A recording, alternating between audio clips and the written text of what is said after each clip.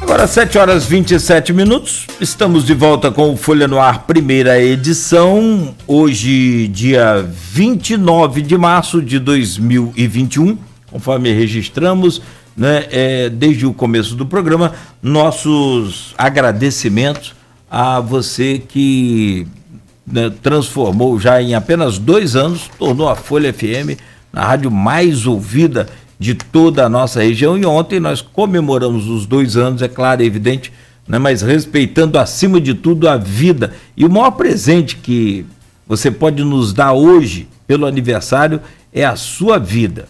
Portanto, cuide bem da sua vida, né, previna-se contra essa doença, né, para que a gente possa continuar vivos, firmes e fortes aí nessa caminhada.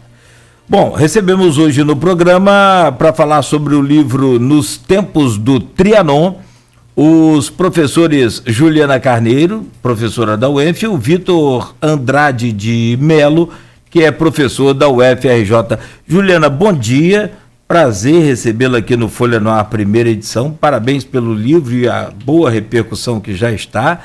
E seja bem-vinda aí ao Folha no Ar. Bom dia, Juliana.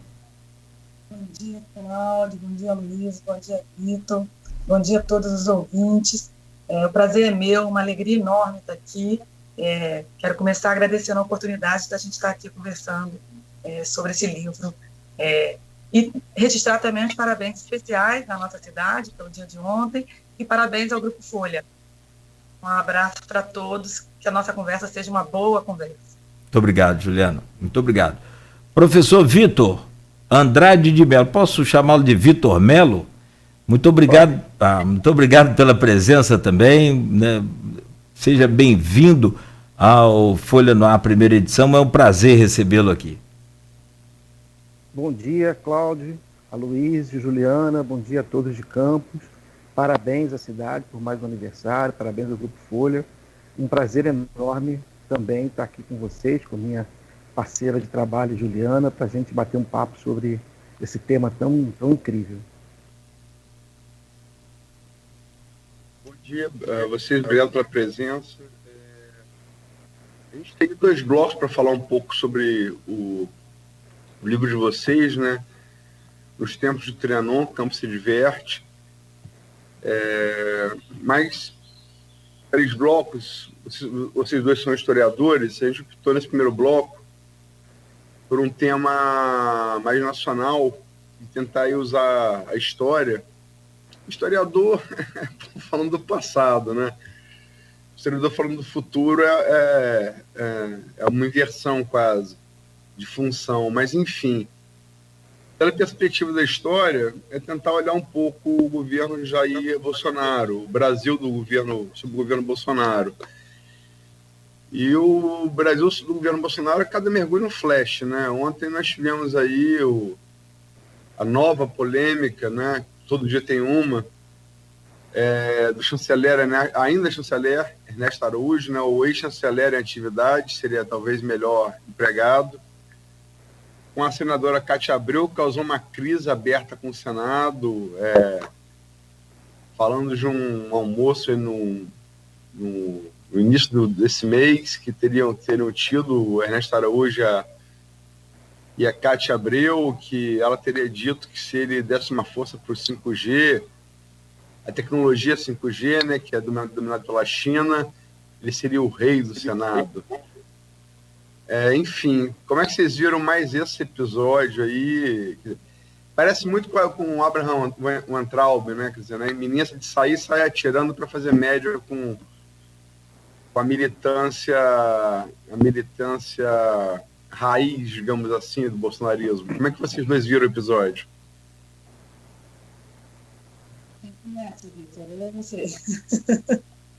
Eu começo? Let's first. A Luizinha já me deu uma colher de chá, que era isso que eu ia começar a dizer. Assim, historiador tem muita dificuldade de falar sobre nem o futuro, sobre o presente. A gente gosta de trabalhar com fonte morta, a gente fica mais confortável. Mas eu concordo com a Luizinha que não dá para, num cenário como esse, numa conjuntura como essa, a gente não quer dizer, não tocar no assunto ou não palpitar. Então, eu peço perdão aí aos cientistas políticos, analistas políticos, a vocês, jornalistas, para a gente arriscar aqui em função da provocação do Aloysio. Acho que primeiro é registrar isso, assim, não dá para a gente deixar de registrar, e aí a história, né, que a gente vive a maior crise sanitária, eu vou arriscar dizer, humanitária da história do país. Não dá para passar de 300 mil mortos em um ano e achar que isso faz parte de um processo histórico natural, de um ciclo histórico, e que não tem responsabilidade nessa história, que não tem sujeito histórico nessa história, né? E aí, eu vou para um campo um pouco mais, fiquei pensando aqui, num comentário, um campo que me dá um pouco mais de conforto, para buscar um conceito que um professor da UERJ tem trabalhado muito, que é um conceito de guerra cultural, que é um conceito já antigo, que alguns pesquisadores americanos trabalham, mas para dizer o seguinte, que se alguém lá em 2018, 2019 achava que o Bolsonaro, que tinha uma agenda, que era uma agenda liberal da economia do Guedes, ou com uma agenda anticorrupção do Moro, esse professor ele defende que, na verdade, a agenda do governo Bolsonaro é uma agenda de guerra cultural e que, nesse sentido, ele é um projeto, né? É um projeto autoritário, é um projeto negacionista, no sentido de... E aí, olhando não para a história a longo prazo, mas para a história a curto prazo, é só observar um certo boicote, certo? Não, um absoluto boicote do ponto de vista do distanciamento das pessoas. Se você for pensar também a não compra da vacina, né? Quer dizer, a velocidade que está colocada na vacina, e a gente vive, como diz o Aloysio, vendo que dia após dia temos novidades, como diz o Aloysio, o flash, né? E são novidades reiteradamente negativas para o Brasil. Então, eu estava lendo ontem, o Cláudio até mencionou o artigo do Ricardo Vasconcelos, da Folha, é um artigo muito bom, e eu acho que a conclusão dele é um pouco a que eu queria terminar o meu comentário. Assim. Chegou a hora a gente dizer a todo mundo, com todas as letras, que esse é um governo de extrema-direita, que tem o interesse de um projeto autoritário e que, nesse sentido, historicamente, com políticas públicas, tem responsabilidade sobre processos reais. Então, assim, não é uma coisa aleatória. Quando a Cátia Abreu, de alguma maneira, denuncia a história do 5G, é porque tem interesses econômicos nesse processo, interesses econômicos que impactam nas vidas das pessoas, né? Então, vou parar por aí, que eu vou passar para o Vitor, mas eu quero dizer que, do ponto de vista histórico, a gente está vivendo uma triste tragédia, e essa tragédia, a história, ela é feita por sujeitos históricos. E, nesse sentido, a gente tem responsabilidade para estar superando esse momento e para estar reagindo, falando, pensando. E a ciência, aí só quero terminar com essa reflexão, acho que a ciência brasileira, a universidade pública, o pensamento crítico estão aí para a gente não deixar que isso mais aconteça no nosso Brasil.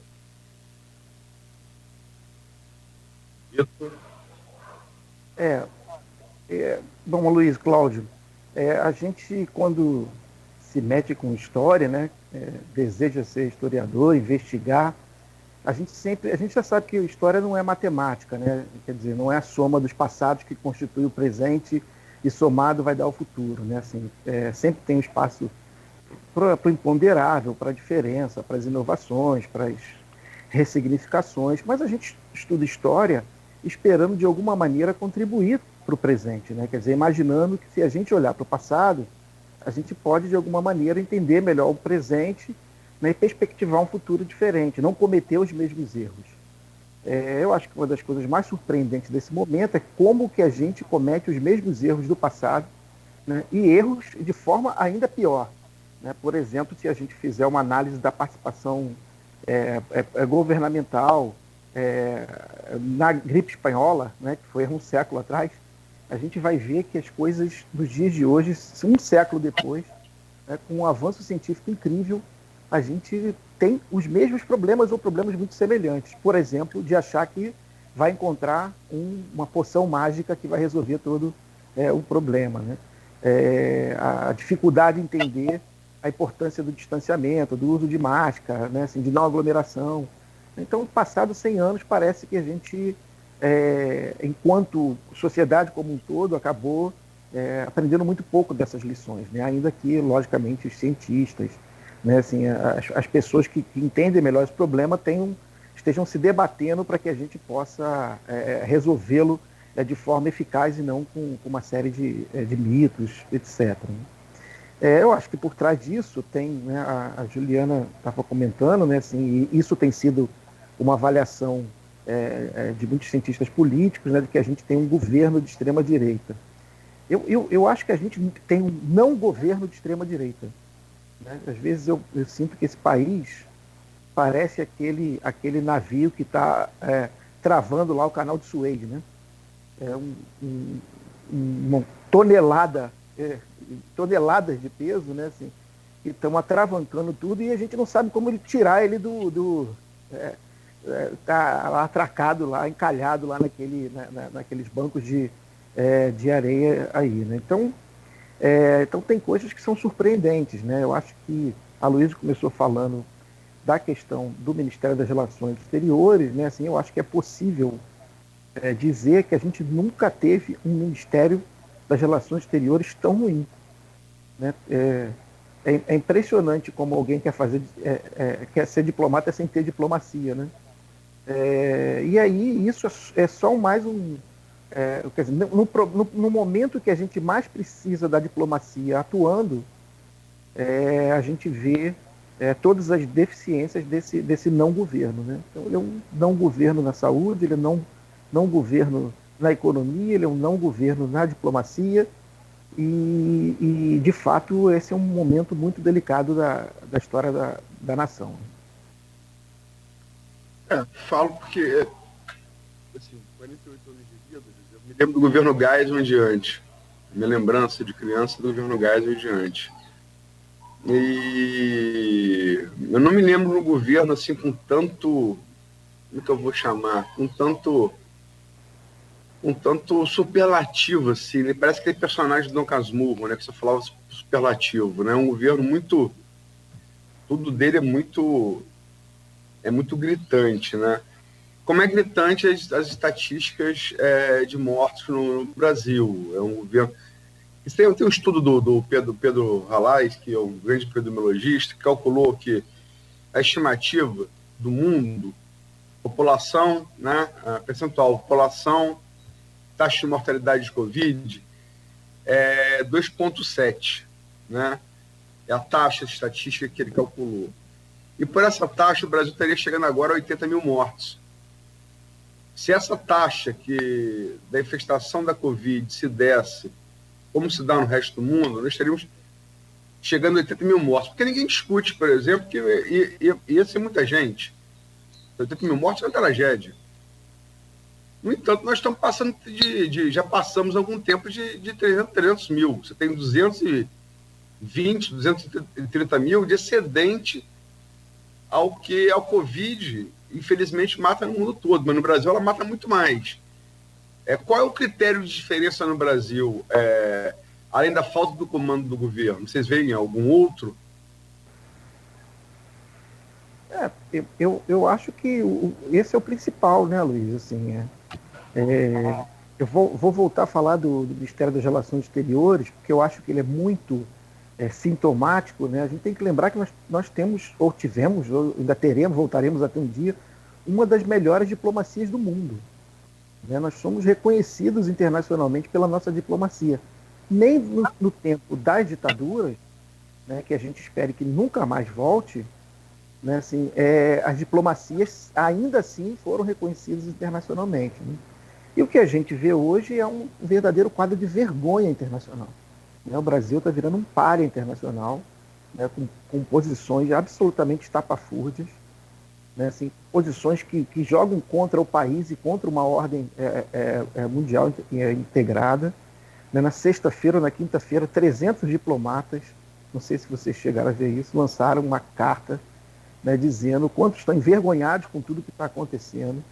Né? Quer dizer, isso fere completamente uma tradição que é construída há pelo menos um século, né? Há mais de um século que a gente tem construído isso. Então, isso é sintomático um pouco do que está acontecendo. Né? A gente parece ver um desmonte completo dos acordos mínimos que a gente tinha constituído no Estado brasileiro. Né?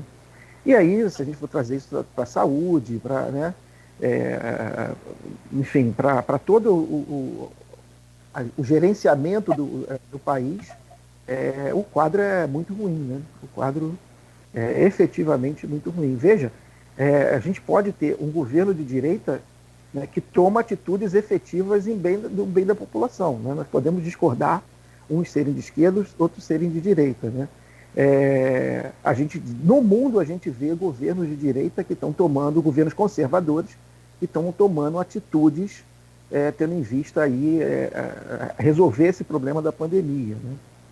Vamos citar o caso de Israel, né, que tem avançado na vacina, é hoje o país do mundo que mais avançou na vacina.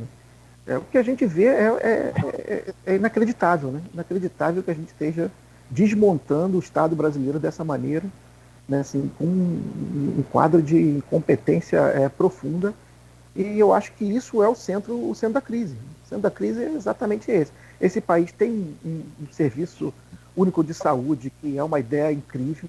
Esse país tem das melhores capacidades de vacinação do mundo. Esse país é reconhecido pela sua capacidade de vacinação. Agora, se você não tem uma liderança que acredita em vacina, que demora a comprar vacina, que não tem diplomacia para comprar vacina, que como compra vacina, não compra os insumos, que não compra remédio, que em vez de mandar vacina para o Amazonas, manda para o Amapá, que não sabe nem a diferença entre as siglas, aí fica difícil, né? Fica difícil a gente conseguir escapar dessa estatística brutal aí que a gente está assistindo. Juliana, como é que você vê essa coisa dessa diferença das estatísticas, né, que eu coloquei na pergunta anterior?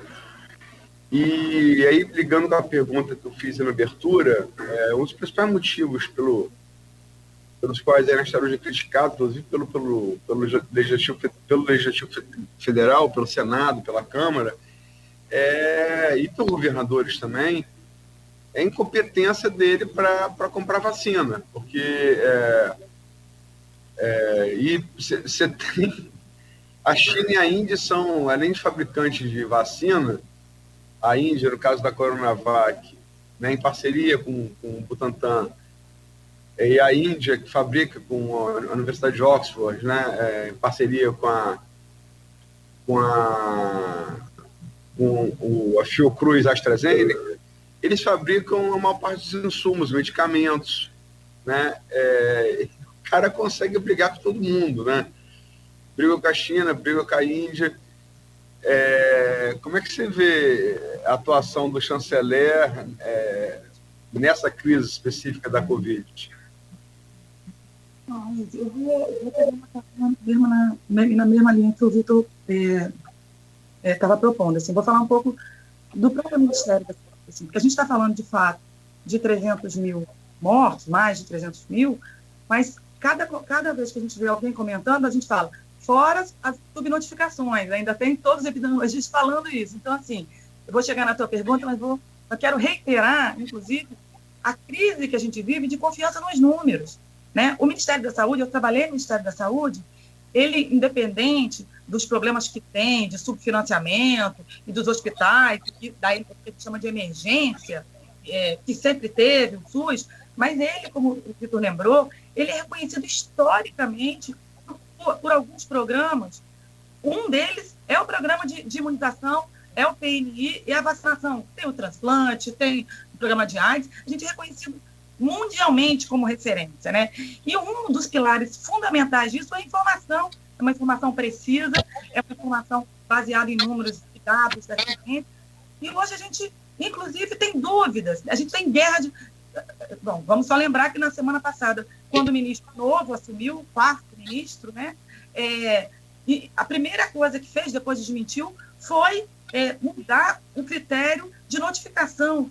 Como que alguém pode nesse sentido, tem um embaralhamento do ponto de vista das informações. E aí eu vou tentar chegar na tua pergunta. Eu acho que o Ministério das Relações Exteriores é fundamental nesse processo. O Ministério da Saúde tem uma área de política internacional fortíssima, fortíssima, ou era para ter, porque essas relações da ciência são relações mundiais de comunicação, de diálogo.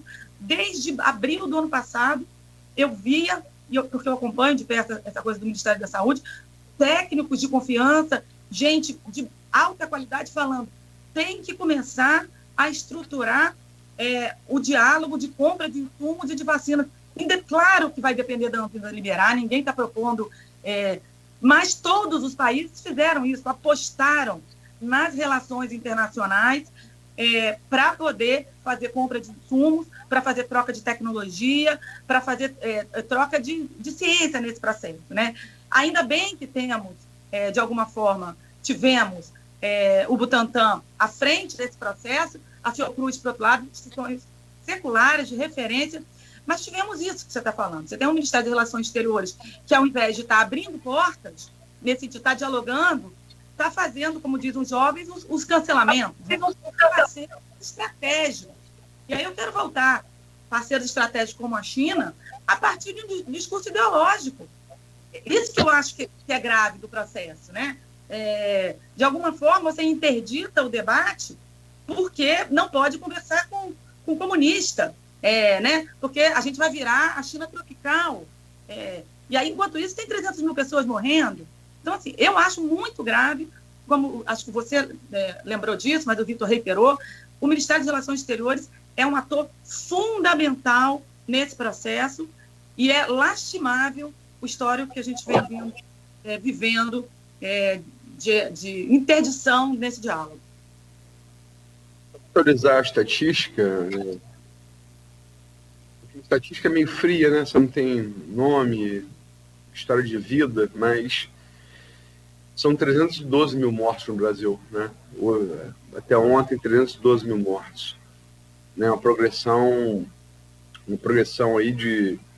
Passamos em março de 2000, chegamos a 3 mil mortos dia, né? Que é a maior quantidade absoluta e proporcional de mortos dia da pandemia no mundo. Agora, esse governo, ele tem uma coisa, traz, como vocês disseram aí, várias características, né? E uma delas é muito copiado de Trump, né? O modelo é muito copiado de Trump, né? É um governo que não sai do modo campanha, né? Ele governa no modo campanha. Ele governa atiçando a sua base mais fiel, mais radical, né? Através de redes sociais, criando inimigos imaginários.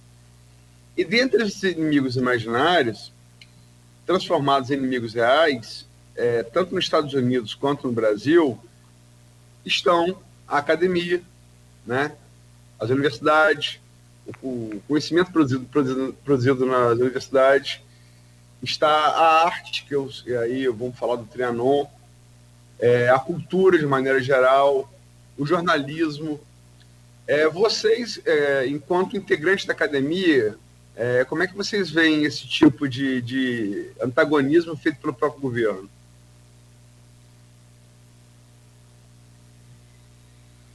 Quer falar de novo? Conhece? Vou falar, a gente vai alternando, né?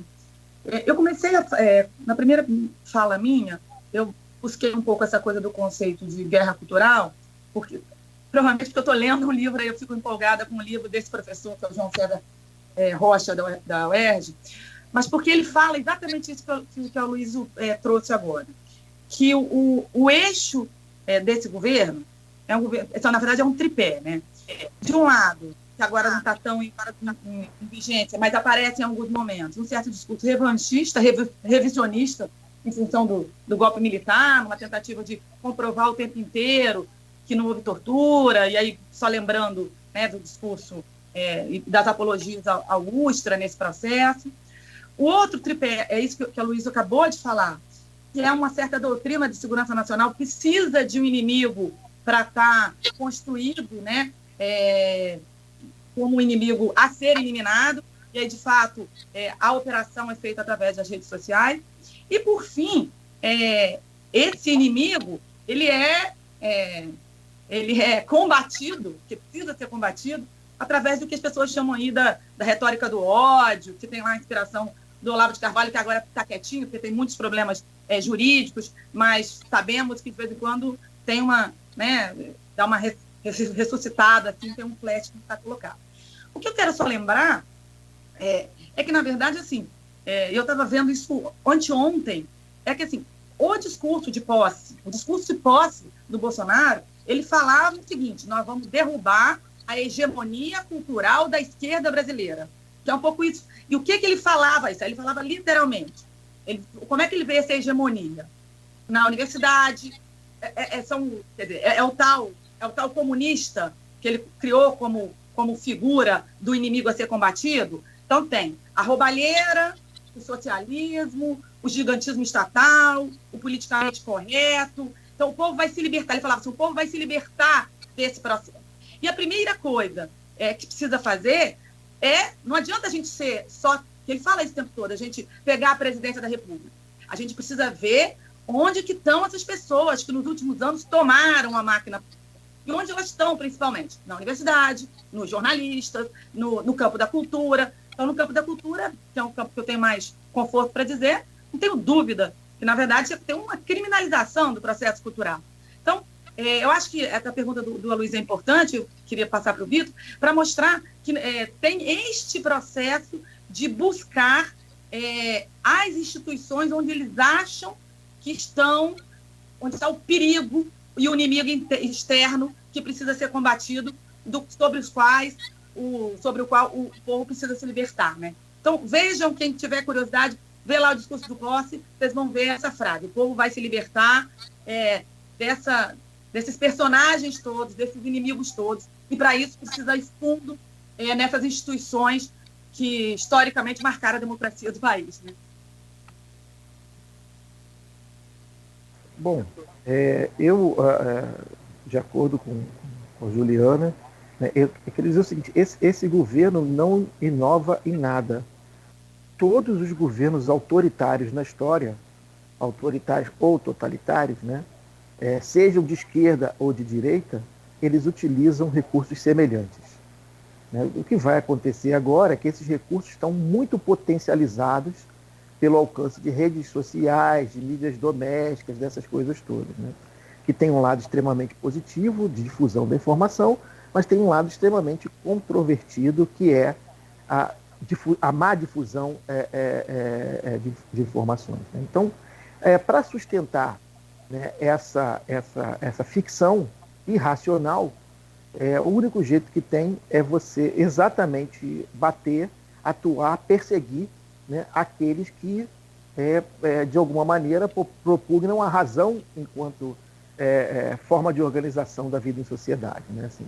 E aí os nossos setores serão sempre os mais frágeis. Os nossos setores serão sempre aqueles mais perseguidos, na medida de que existe uma função ética que perpassa o nosso exercício profissional.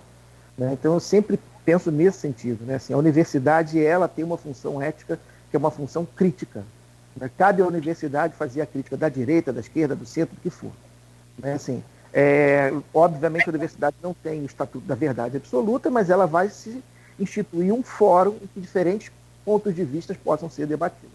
Na mesma medida, o jornalismo, na mesma medida, o setor cultural. Mas, para esse grupo de pessoas que sustenta esse projeto autoritário, assim, e não, por acaso, sustentado numa visão religiosa, só existe uma verdade, que é aquela verdade que os sustenta, enfim, que os guia nessa.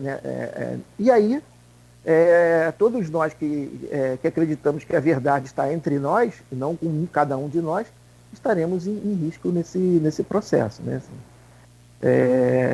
Então, quer dizer, no fundo, o jornalismo, o setor cultural, a universidade sempre são muito incômodos.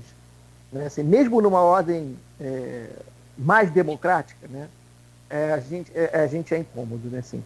Numa tendência de pensamento autoritário, aí a gente fica insuportável e aí é motivo de perseguição, é motivo de fake news, é motivo de, né, assim, enfim, tudo isso que a gente está vendo, nós todos passarmos aí no nosso cotidiano. Uma última pergunta, se o Cláudio me permite. Pois não. Antes do intervalo, para falar do que vocês vieram falar aqui, que é o livro, mas esse adjetivo fascista, tem que ter muito cuidado com ele, porque ele foi muito banalizado, e isso é culpa, acho, da esquerda. Ele foi muito banalizado. O fascismo histórico, ele tem características, o nazifascismo, né, tem características muito próprias, né, frutos de um contexto, Crash no 29, enfim, é um contexto. Mas, analisando esse governo, o que ele apresentou até agora, vocês acham que ele justifica esse adjetivo muitas vezes usado de fascista? Vitor? Luiz, eu acho que o principal que a gente tem que fazer nesse momento é debater, né, assim, a operação cotidiana desse governo, independente do termo que tem ou não. Quer dizer, o que a gente tem de alguma maneira, trabalhar com a população. Veja, a saúde está legal? Assim, você teve auxílios suficientes dentro desse processo? A economia está legal? O que está legal nesse país? Assim, então, eu acho que a gente pode ter um debate entre nós, qual é o termo que melhor designa isso, mas isso terá muito pouca efetividade no que interessa, que é realmente a gente tentar conscientizar a população sobre o que está acontecendo. Então, a minha preocupação maior é que a gente, de alguma maneira, crie maior número de canais. A gente tem que lembrar que, apesar de tudo que está acontecendo, a gente tem cerca de 1/4 das pessoas desse país que ainda apoia isso. Isso é muito grave. Quer dizer, assim, existe um determinado poder de comunicação que está aí colocado, que a gente vai ter que, de alguma maneira, disputar essa narrativa. Assim, então, o que eu estou mais preocupado enquanto professor universitário, enquanto educador, é tentar encontrar maneiras de que a gente possa esclarecer para a população o que está acontecendo, o que cerca todo esse problema, né, assim, e como é que isso chega à casa de cada um. O Frei Beto tinha uma frase que eu adorava, que ele dizia assim: olha, consciência, quando você percebe que está tudo um varal, né, assim, e o aumento do preço do petróleo lá fora faz aumentar o preço do pão. Né? Se o cara não entender, né, que o aumento do preço do petróleo faz aumentar o pão, ele vai olhar assim, mas tudo bem, eu não compro petróleo. Né? Só que ele não entende que isso chega a aumentar ali a luz dele, que ele não consegue mais determinadas coisas. Então, eu acho que a gente precisa encontrar uma forma de comunicar-se melhor com o grande público, né? Assim. E, lógico, entre nós, internamente, a gente vai ter um debate. Eu tenho dúvidas sobre a aplicabilidade desse termo, Luiz. Assim. Eu não estou dizendo que não é, eu só tenho dúvidas. Né? Mas o que eu acho fundamental nesse momento é a gente buscar formas de comunicação com o grande público. E você, Juliana? Eu vou concordar com esse final, que acho que foi um pouco a fala do Luiz e do Vitor também, começando do final para o começo. Eu acho que também, se a gente ficar nesse debate, que pode ser inclusive acadêmico, é fascismo ou não é fascismo, a gente comunica pouco, inclusive porque, para essa lógica, a gente vai ter que explicar a muita gente. Não há dúvida que tem algumas características centrais do ponto de vista do que a gente chama de governo autoritário, né? Algumas características em relação a uma certa figura de mito, no sentido de apologia a figuras centrais, salvacionistas, que dialogam com o que a gente pode chamar da experiência fascista, nazista da década de 30 na Alemanha ou na Itália.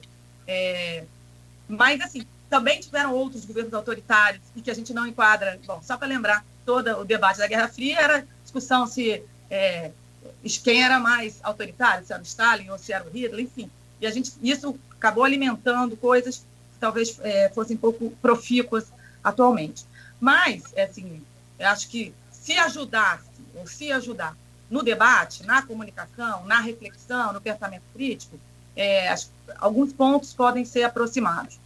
Mas, assim, por exemplo, o que eu acho que é grave nesse processo é porque também teria que, do ponto de vista histórico, lembrar também que se tanto o fascismo quanto o nazismo, eles fizeram parte, ou iniciaram, num processo do que podiam chamar de momento democrático, né, num processo que também foi eleitoral. E aí o que eu acho que é central, para fechar e concordar com o Vitor, é o quanto que este processo, enquadrado ou não nesse conceito, coloca, da mesma forma que, nesse sentido, também na década de 30, uma certa oposição, como se fosse um paradoxo entre salvar vidas e economia, né? Um pouco na lógica de que era um pouco se justificava. E aí, nesse sentido, talvez o regime nazista também era isso. Tem um momento em que o crescimento econômico teria que justificar tudo. Então, assim, quero também ponderar, acho que concordo bastante com o Vitor, acho que tem pontos e características de muita aproximação na lógica da relação com a imprensa, na lógica da relação com as instituições, ou com certo descrédito de instituições que caracterizam as democracias liberais, como o instrumento judiciário, como o próprio parlamento, como a universidade, como esse ataque à ciência. Acho que tem pontos que, sim, claro, se comunicam e poderiam caracterizar. Mas acho que o desafio maior é explicar o que significa isso, o impacto disso hoje. Muito bem. São 8h03. É uma aula, hein, Aloysio? Muito bom conversar com vocês.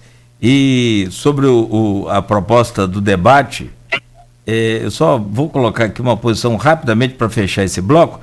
Ontem para a gente ver o nível que a coisa está, né? E aí é um exemplo de milhares. Ontem eu acompanhava um stream, uma live de 2 médicos conceituadíssimos, infectologistas, que estão na linha de frente do combate a essa pandemia da Covid aqui em Campos, e eles falando sobre a ineficácia do tratamento precoce, e ali nos comentários um derrame de negativas. Não, porque aqui em casa o tratamento precoce funcionou, ninguém pegou, porque aqui em casa está todo mundo bem. Nossa, se 2 médicos que estudaram a vida inteira estão sendo contestados aí, imagine, né? Essa proposta do debate é bem interessante, sim. Tem que pensar profundamente nisso. São 8h05. Nós vamos a um rápido intervalo comercial. Em instantes, de volta com os professores Juliana Carneiro e o Vitor de Mello, autores do livro Nos Tempos do Trianon, conversando conosco hoje no oferecimento dos laboratórios Plínio Bacelar, Clínica Proteus e Dedumas Baterias.